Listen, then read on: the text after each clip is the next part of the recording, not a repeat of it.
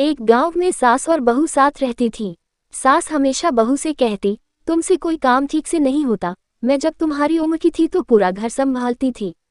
एक दिन सास ने तय किया कि बहू की परीक्षा लेगी।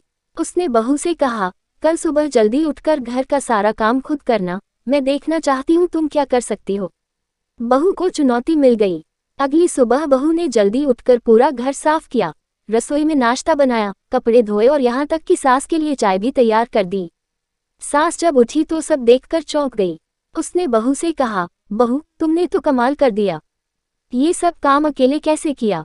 बहू ने हंसते हुए कहा, मां जी, जब आप सो रही थी तब मैंने सारे काम कर लिए। आपने तो हमेशा कहा कि काम जल्दी करना चाहिए। सास ने हंसी में जवाब दिया, बहू तुमने तो मेरी सारी बातें मान ली, अब मुझे मानना पड़ेगा कि तुमसे कोई काम नहीं बचता।